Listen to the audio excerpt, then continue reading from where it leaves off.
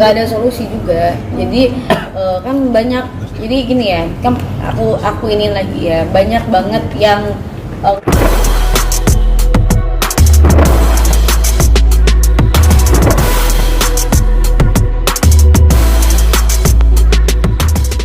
ini pernikahan cuma 1 bulan ya, mungkin boleh dikasih ceritain karena awal mulanya seperti apa? Kamu tahu suami kamu selingkuh mungkin gimana? ya awal mulanya dari chat-chatan dia sama mantannya ya. Gitu sih kalau awal mula ketahuan dia selingkuh dari awal chat-chatannya sama mantannya. Gitu. Terus kan ya gimana ya, semua orang juga gak ada lah yang pengen cerai ya, apalagi baru nikah 1 bulan ya. Aku juga pengennya ya seumur hidup lah gitu.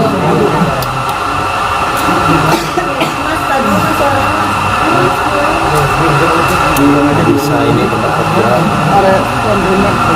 bisa bantu aja. Oke, yuk lanjut. Ditahan dulu mas. Kopinya miring lagi. Oke, lanjut. Boleh dilanjut karena mungkin seperti apa? Ya kan mana ada sih orang yang pengen pernikahannya sebentar gitu aja. Aku juga pengennya kan lama kan, apalagi pernikahan itu kan ibadah ya, dan tujuan aku menikah itu untuk memperbaiki diri dan untuk menjalankan ibadah yang panjang gitu. Tapi Allah kehendak lain, ya mau gimana lagi. Mungkin selain bukti chat-chat itu apa, mungkin apakah mungkin Jalan bareng atau gimana? check-in atau mungkin apa, ada beberapa bukti foto-foto mungkin lagi berduaan Awal mula gitu. kecurigaannya dari mana kak? Setelah maksudnya chat-chatan sama mantannya gitu. Ada bukti chat-chatannya aja. Tapi kalau untuk check-in segala macam itu kan nggak ada kok. Karena sebelum memutuskan untuk bercerai, kata-kata cerai, apakah tidak ada usaha untuk memperbaikinya dulu? Karena kan ini kan baru sebulan ya. Ada mencoba untuk memperbaiki, tapi ya aku lihat-lihat ya nggak bisa lah diperbaiki, karena ini bukan tentang perselingkuhan, tapi adalah 3 hal yang menurut aku udah fatal banget dan nggak bisa dipertahankan lagi. Karena aku sama dia juga udah sering kita ngomong kayak ini hubungan mau gimana, mau diperbaiki apa gimana, tapi ya dianya juga nggak bisa diajak ngobrol baik-baik, jadi ya udahlah aku putuskan untuk cerai. Karena itu hari pernikahan yang keberapa? Maksudnya Apa? mulai muncul dugaan perselingkuhan kayak gitu. Itu pernikahan hari keberapa? Karena ini kan pernikahan baru sebulan ya. Dari setelah aku pulang umroh. Iya.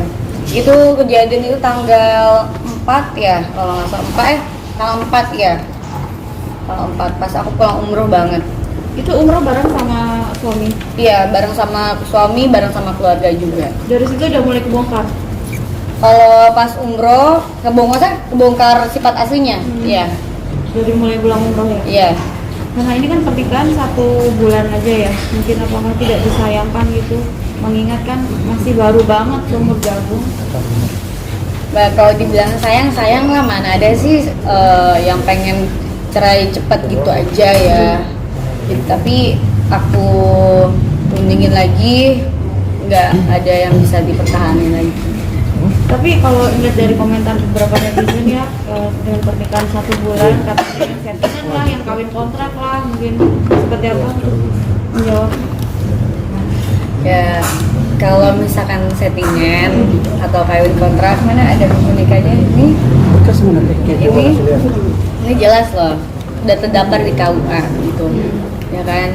Mungkin orang-orang mengiranya settingan karena mungkin sebulan menjalankan hubungan sebulan aja kali ya, jadi mungkin dikira settingan. Jadi sebenarnya bukan tentang perselingkuhan aja, tapi ada ancaman juga, dan dia juga ada nggak taat sama mama, nggak diomongin sama Bang Aca, aku sampai ngomongnya. Oke. Mungkin seperti apa Bang Aca? Ya, kalau Ancamannya? ini saya lebih bercerita dari awal. bercerita dari awal, dari Hana ini menghubungi saya. Dari awal mula ini berawal dari mereka ini melakukan ibadah umroh ke Mekah. Berawal dari situ mulailah Hana dengan suaminya ini hubungannya tidak baik. Kenapa? Dan ini jadi alasan nanti salah satunya di perceraian. Sudah jadi. Artinya kalau tadi ini settingan, ini selentingan apa segala macam, di sini sudah jelas. Kita sudah jelaskan semua di sini, nanti berkas yang ke pengadilan, termasuk ada kuasa di sini, ada kuasa kita di sini. Nah, berawal dari umroh itu, saat umroh bersama-sama, ada mamahnya, ada Hana di situ. Mamahnya ini sakit. Saat mamahnya ini sakit, suaminya ini tidak suka untuk maksudnya Hana merawat mamahnya ini, suaminya tidak suka. Itu asal mulanya.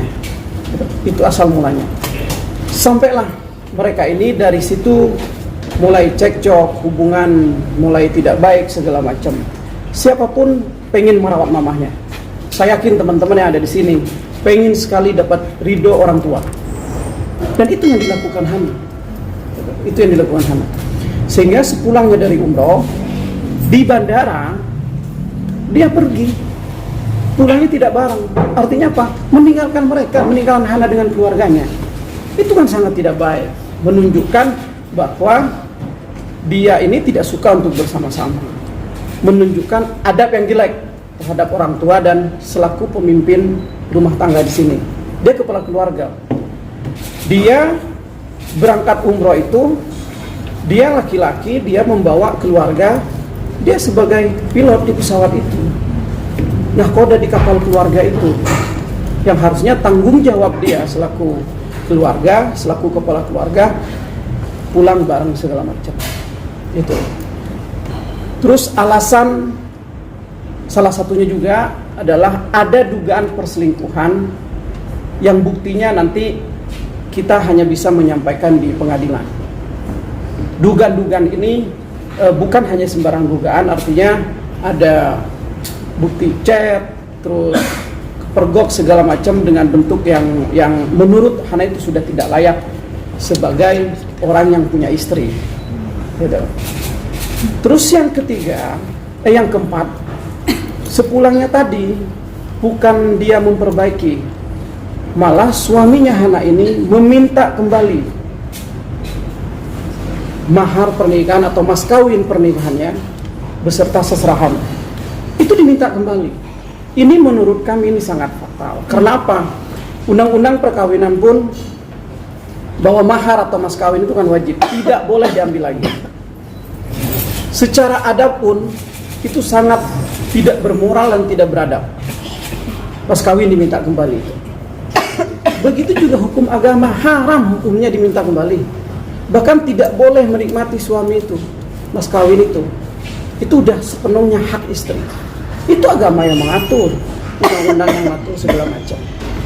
Namun itu pun Hana masih pengen memperbaiki. Saat ketemu saya pun menasehati. Karena wajib selaku pengacara, ya saat itu bukan saya menasehati, bukan hanya selaku pengacara, saya menasehati sebagai adik saya sendiri, udahan perbaiki. Ini terlalu prematur untuk melakukan perceraian, perbaikilah. Itu pun Hana menemuin, bahkan ketemu dengan orang tuanya. Namun apa yang terjadi, itikat baik dari pihak sana pun tidak ada. Tetap menunjukkan seperti yang disampaikan Hana sebelumnya. Sehingga disitulah Hana tekad bulat untuk melakukan perceraian ini. Udah bang, kalau begitu saya udah nggak bisa, saya udah nggak kuat. Sehingga di tanggal 8 kemarin dia tanda tangan puasa dan kita proses perceraian ini berjalan. Gitu. Nasihat-nasihat itu sudah dilakukan untuk memperbaiki, Hana yang perbaiki. Tapi lihat di TikTok, di Instagram dia, di TikTok dia, di media-media, bukan menunjukkan dia itikat baik untuk memperbaiki hubungan keluarganya, tapi membenarkan dirinya sendiri, membela dirinya sendiri. Kan seharusnya, ayolah kita tidak boleh lagi membahas kesalahan, Kita coba sekarang bahas bagaimana keluarga ini utuh. Bagaimana perkawinan ini menjadi suatu ibadah yang panjang. Kan harusnya begitu. Selaku kepala keluarga, dia kan juga sudah muslim. Gitu. Harusnya menempatkan dianya ya sebagai seorang imam, pemimpin di dalam keluarga itu. Ar-rijalu qawwamuna 'alan nisa. Harusnya itu yang dia pertahankan, bukan malah di TikTok berkuar-kuar bahwa seolah-olah Hana yang salah, Hana yang pengen. Tidak, Hana pernah pengen memperbaiki ketemu orang tua. Alasan inilah sehingga berujung di pengadilan agama. Itu. Berarti sudah didaftarkan atau belum? Kita lagi proses. Karena daftarnya pun online. Kita daftarnya online. Proses pendaftaran online itu kita sudah jalanin itu. Daftar PPK mana? Pengadilan mana Pak? Di Bogor. Oh, Bogor ya. Bogor. Kota. Kan ada dua kan? Kota. Cibinong. Cibinong, Bogor. Di kota. Karena mungkin bisa diceritakan mungkin awal mula dulu kenal dengan Randy ya, suaminya, terus akhirnya menikah dan akhirnya terjadi perang rumah tangga seperti ini, seperti apa jalan ceritanya? Ya awalnya aku sama dia itu baru kenal 3 minggu lah. Masalah sih baru kenal 3 minggu diajak nikah, ya aku juga belum tahu sikap asli dia seperti apa. Pas sudah nikah baru tahu kejadian, baru tahu kan sikapnya seperti apa. Kenal di mana kalau boleh tahu? Dan profesinya si Randy ini pengusaha kah atau Usaha kenalnya itu dari sosial media, dari teman juga. Waktu itu sampai akhirnya yakin mau dinikahi sama Randy apa sih? Karena kan baru berapa bulan doang ya. Berapa minggu ya? Karena mungkin salah di akunnya juga sih, terlalu gampang percaya sama orang. Ya, aku lihat dia baik, orang yang baik, itu sopan awalnya. Tapi kenapa pas udah setelah nikah, kenapa berubah? Randy, karena mungkin nama mantan pacarnya yang selingkuh nama Randy, namanya siapa? Aku nggak tahu. Aku nggak bisa spill. tapi Sudah lama mengenal mungkin? Apa? kenal. Anak kenal mungkin? Aku nggak kenal, tapi aku simpan semua buktinya. Nah, nanti mungkin kita itu bakal ada di pengadilan. Terus karena yang mahal yang diminta itu apa aja oleh Randy minta balik? Semuanya. Apa aja Mas berapa aja kawin, tuh mahalnya? seserahan mas kawin gitu. Total Dan apa ya, baju kayak awal. Jadi gini, dia minta barang-barang yang udah dia kasih diambil lagi. Lagian barang yang dia kasih juga apa sih? Gak ada juga gitu. Paling cuma baju doang udah, jadi sama seserahan doang. total kamu boleh tahu berapa Nomor yang dibawakan waktu itu? ya waktu Apa? itu berapa nominalnya mahal ketika dibawakan waktu itu Randy? Berapa ya, nggak besar juga sih. Ratusan? Puluhan juta, ratusan juta. Enggak, puluhan aja. nggak Alasan ada. dia mau minta balik barangnya apa? Katanya sih buat kenang-kenangan ya, tapi ya logika aja lah lebih. Itu mungkin dia nggak ngerti lah pikiran dia kayak gimana ya. Itu Dari maharnya dikasih apa waktu itu pas nikah sama Randy kak? Apa? Maharnya Cincin aja. Cincin perhiasannya. dari Randy ada permintaan maaf ke tante nggak? Karena kan sebagai ibunya Hana mungkin ada permintaan maaf atau mengembalikan anaknya ke keluarga gitu? Nggak ada. Sama sekali nggak ada. Permintaan maaf juga nggak ada. Tapi tante gimana sih ngelihat anaknya ini sekarang waktu itu baru sebulan gitu sebagai orang tua pasti yang menyayangkan sekali kan? Mungkin gimana tante? Biasanya sebagai orang tua ya kan anak yang menjalani ya, jadi ya dibalikin ke anaknya lagi. Karena kalau diri sendiri kayaknya udah nggak bagus gitu ya. So, dari adabnya dari ini itu udah kayak nggak bagus. Saya juga udah setuju kalau itu juga ya, kasihan ke anaknya. Sekarang aja udah jatuh jadi anak terus, gimana nantinya kalau terus ya. Mumpung sebelum lanjut gitu ya, udah kalau ini jadi sampai sini ya nggak apa-apa.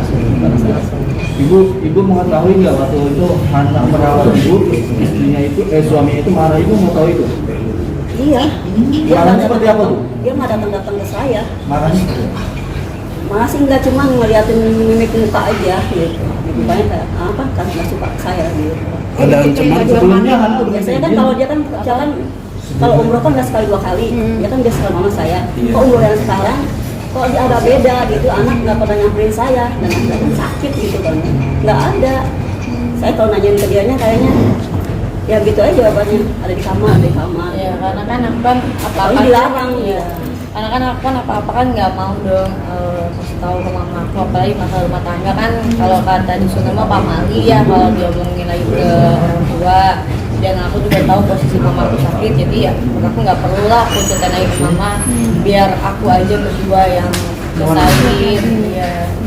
Tapi memang dibatasi dari awal menikah itu sudah dibatasi apa itu dari suaminya. Nggak ada omongan sih untuk batasan sikapnya aja. Nana tadi dibilang ada ancaman tuh, Iya, ancamannya seperti berupa apa, apa ya, jangan. bentuknya apa? Apa kamu pernah sempat mengalami KDRT sendiri selama pernikahan? Kalau KDRT nggak ada sih, tapi ancaman selalu ada aja ancaman yang kayak dia mau jelekin aku lah, apalah segala macam gitu. Ancaman-ancaman yang nggak pantas suami ke istrinya.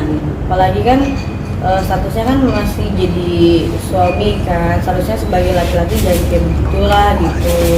Kalau dia benar-benar laki-laki ya. Tapi bener lagi.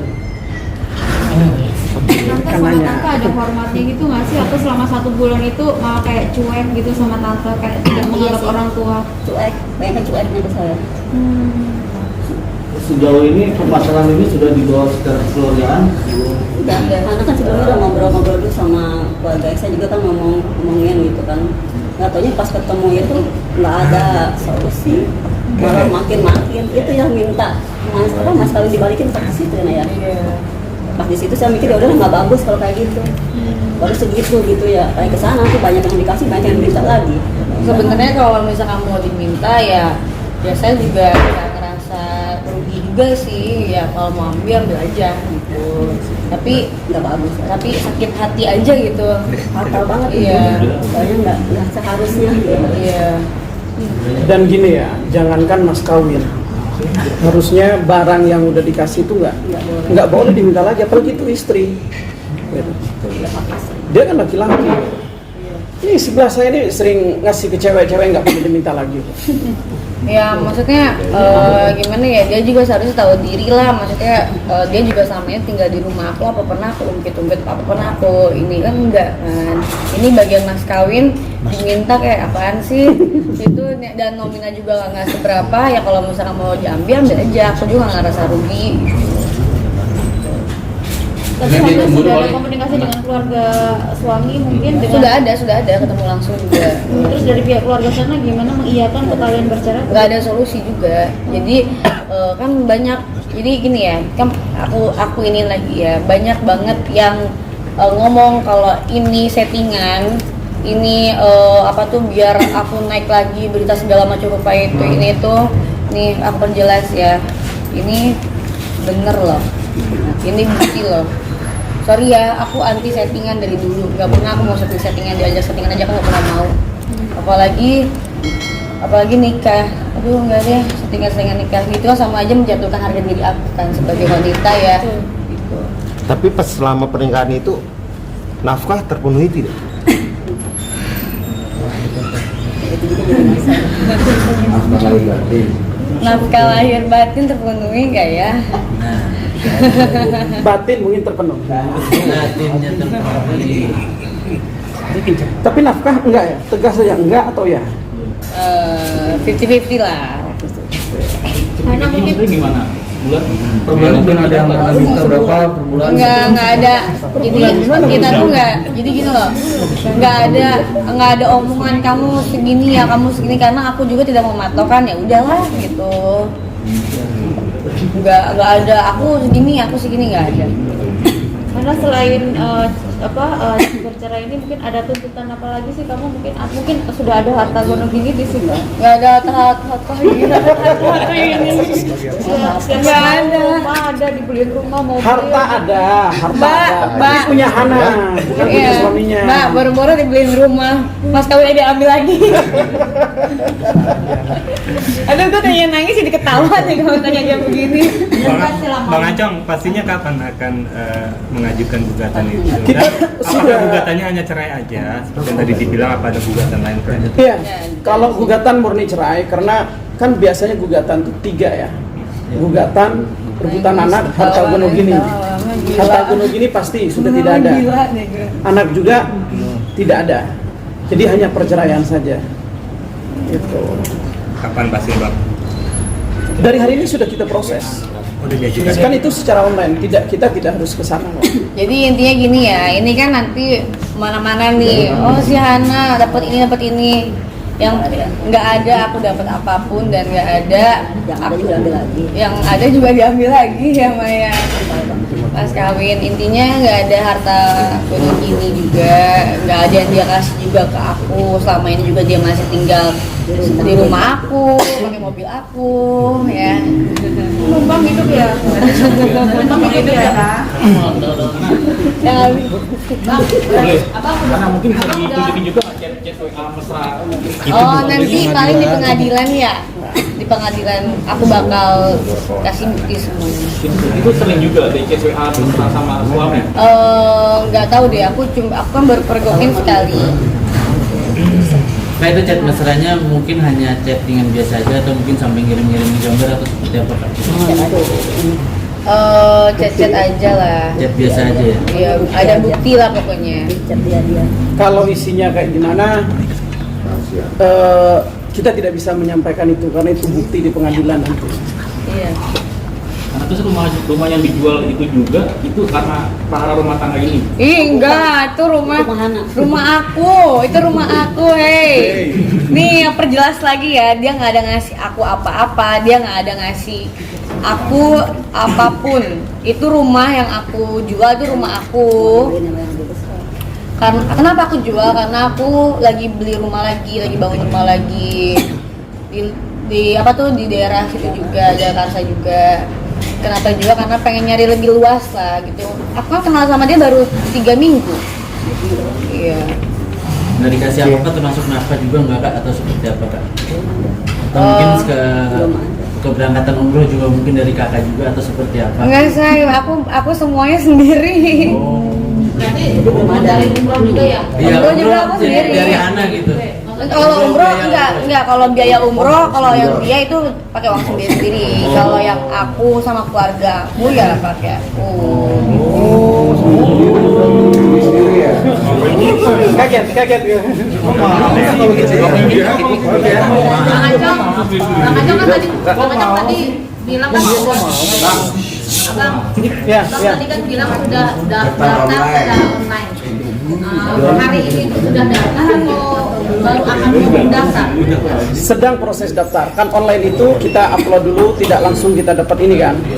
Karena ada kendala sinyal juga beberapa menit kemudian, beberapa jam kemudian. Nanti baru kita dapat nomor perkaranya. Kalau proses kita proses. Dan kita liatin awalnya doang ya. Gugatannya saya bawa kok. Tapi saya hanya bisa memperlihatkan awalnya doang. Nah, nih lembaran pertama doang. Lembaran pertama. Nah, oke, kita perlihatkan. Ntar aja Bang kita foto. Ntar aja. Tapi awalnya doang ya. Iya. Ini fisiknya. Online-nya kita sedang proses untuk didaftarkan. Salah satu tim dari kita sekarang ini udah sedang daftar itu gitu.